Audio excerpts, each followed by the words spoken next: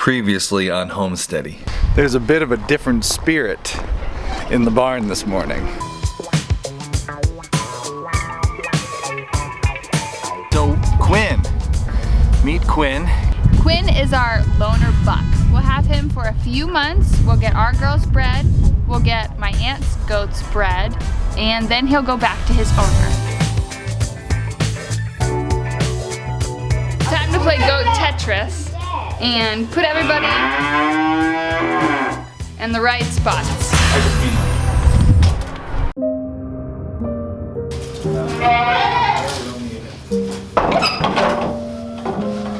Get him food? Yeah.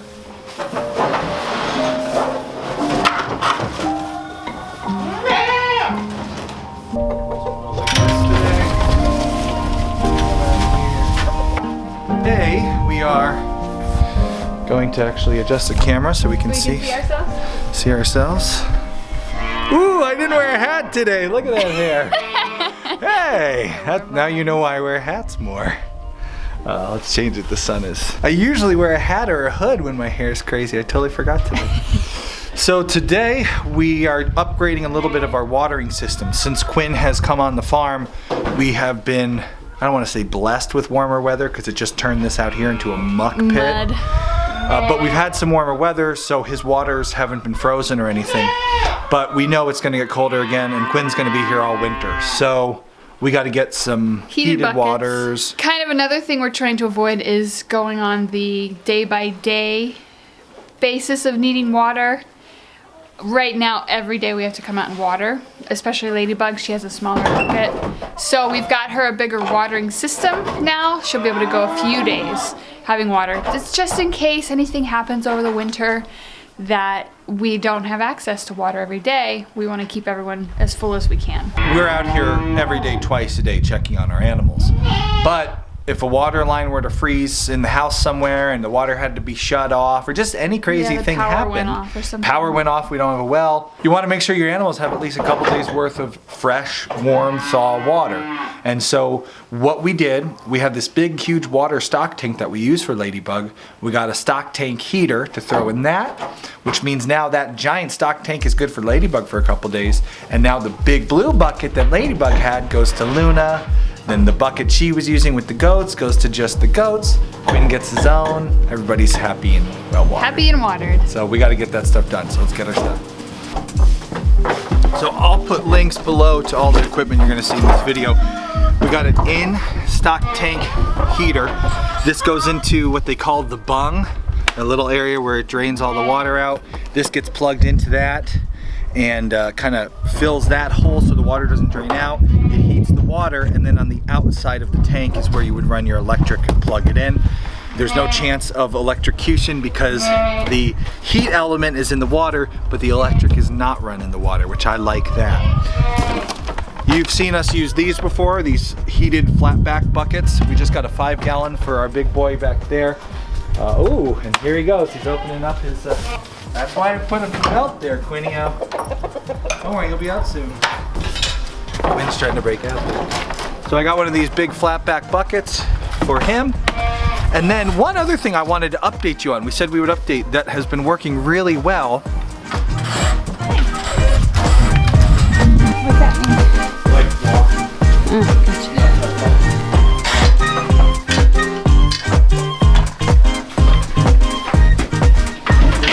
We've come up with a really good kind of hack system for running a hose in the wintertime. We told you about this a little bit in a previous video, but we've got this down perfect now. Well, I mean, it's not perfect. Nothing's perfect. So what we've been doing, we have this stretchy hose that you've seen us talk about. The key with this hose is that it drains in the wintertime, which other hoses do not do as well. When I turn the hydrant on, it pressurizes the hose, it fills with water. Then when we turn the hydrant off, it drains back down there, which means water doesn't get frozen in the hose and it will still work. But a little bit of water was staying in the hose, freezing it and getting clumpy, and it just wasn't working right. So what we've done, we took a 5-gallon bucket, and this is a heating pad that you plug in. It's got a heating coil there, 5-gallon bucket on top, Hose goes in there, and then you fill that with water. The water stays warm enough so no water inside here will freeze. Thus, when you pull your hose out, turn your hydrant on, you have an unfrozen hose in the wintertime, which is awesome. This hose is long enough to stretch out into the barnyard. We can fill all the big waterers all winter long with the hose, so no hauling buckets, and all the waterers have a heater element in them or are heated buckets. And at the end of watering, we take this hose, we turn off the hydrant, we put it back in this bucket full of water. It's not full right now because it's not cold out right now, but it's full of water. We don't have to drain the hose, we don't have to detach it from here and let it drain out and worry about something being frozen inside. This system is especially nice for us because it allows our kids to water their animals. So great solution if you want to have a hose in the winter in your barn. Links below to everything we're using here. It's working awesome.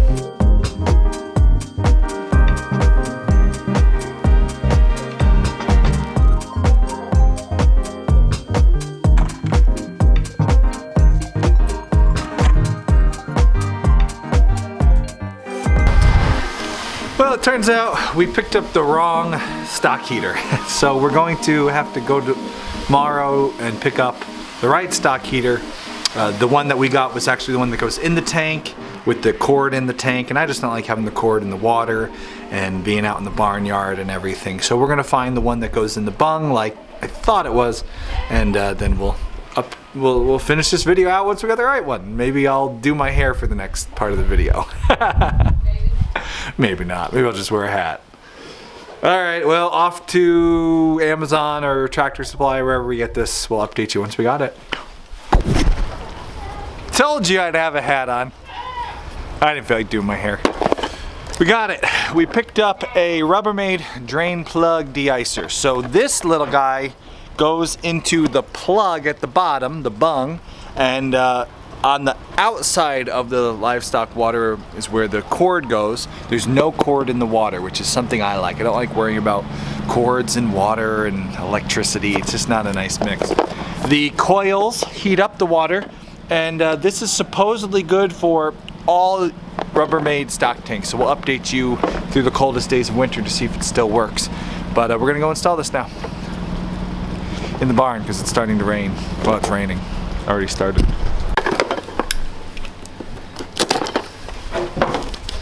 This water de-icer is more expensive than the other model, but not electrocuting your animals seems worth it to me. You know, the other one shouldn't electrocute your animals, or else they wouldn't sell it. I'm sure the other one works just fine. It's your personal preference. I'd rather use the one that doesn't put electrical cords in the water. I don't know, just something I was taught as a kid and stuck to it. Supplemental instructions. Oh no. For drains.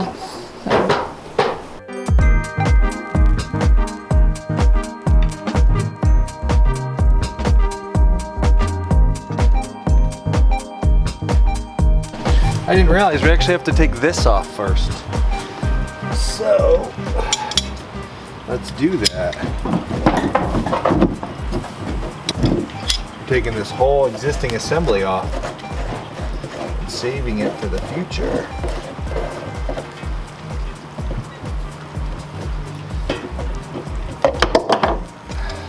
So save that for later. And now this, what we're putting in with the heater element now replaces all this. So I'm gonna put this, somewhere safe. So we'll save all that for springtime, happier, warmer times.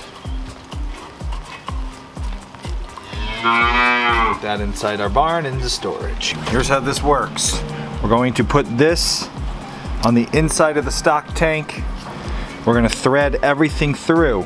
On the inside, we're gonna have one of these rubber washers. On the outside, we're gonna have one of these rubber washers. And we're gonna tighten it all with this big giant nut. Okay? So before you route it through, put one of the rubber Gaskets on. That's there. Now we can thread that through the inside of our tank. You know, there's something to reading instructions before you do a project. I don't know. I think it's overrated. I like figuring it out as I go.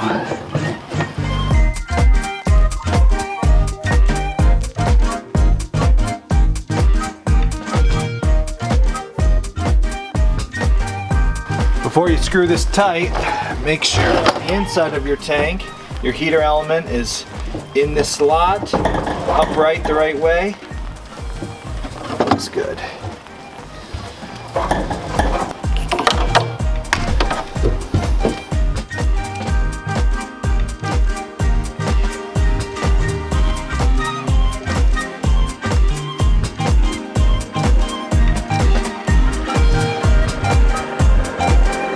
Not to over tighten, just to hand tighten it. So I'm just gonna hand tighten it. We're gonna fill it up with water and see what happens.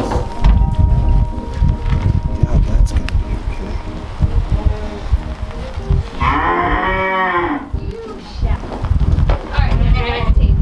I don't think we need it, babe. It doesn't say to use it. I know it doesn't. I don't know, you want to fill it up and see it leak and then have to whine about it, or? They say not to even over tight it. They say to hand tighten it. It's a weird thing. Yeah. You take the whole assembly out. See what I'm saying? I do. So it might But leak. you're not screwing it into anything. People say it leaks, but then it like stops in a little bit. See not to over tighten it. They say to hand tighten it. That was a beast as it was to get on. It was so ridiculously. I hope that'll do it. That's what they show. All right, so we're gonna put it where? Over there?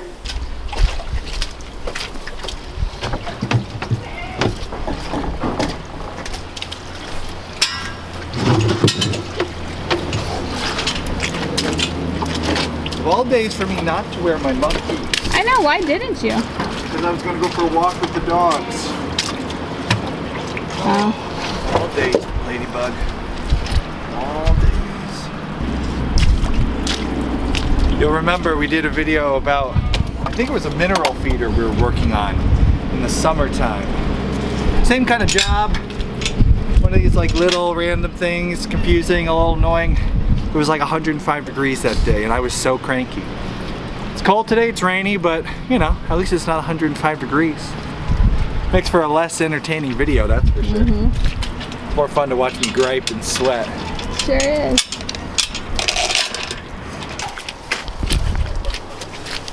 Just breathing. That's right, she's a heavy breather. She's a heavy breather. Little Luna. Look at this. Yo. Motley crew.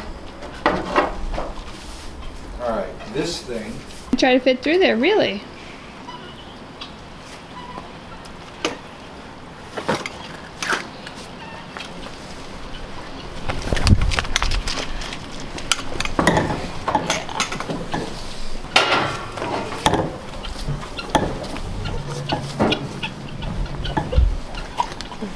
Luna down, Luna down.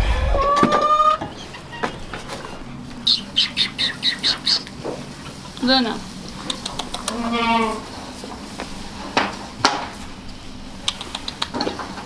You must miss grass. What I say. Well, let the record show that Kay said to put Teflon tape on it. The instructions said nothing about Teflon tape. They said don't over tighten, they said hand tighten. There's a very steady drip coming out the back of that thing. I'm gonna leave it, see if it gets a little sedimented up, maybe, you know, clogs the thing, slows it. Maybe I'll try to tighten it a little bit by hand. It's nice and warm the rest of this week. It's not gonna get too cold, so if we have to take it apart and Teflon tape it. I just was following instructions. I read the instructions. Well, some reviews said it That's leaks what and I then it get. stops, so we'll watch it. Some of the reviews on Amazon said it leaks and then it stops, so that can happen when you first do it. Some sediment will get in there, clog it up. We'll see.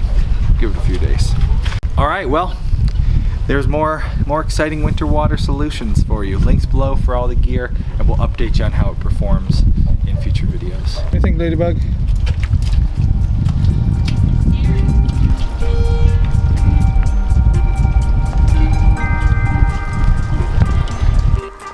In tomorrow's episode of Homesteady, we show you how to set up a wireless electric fence for your dog and how to train them to it. Oh, come. We heard the tone. I told him come, and then rewarded him for coming. This is a great way to allow your security dog to patrol your property 24/7, but also keep your pup from running away, getting lost, or winding up hit by a car. Learn how to set one up and train your dog to it in tomorrow's episode of Homesteady. If you plan on purchasing any of the equipment you saw in this video, use the links below. And if you plan on doing any shopping on Amazon, use our Amazon link right here. You'll be forwarded on to Amazon. We get a bonus for sending you there, and it helps support our show without costing you a penny extra. We thank you for your support.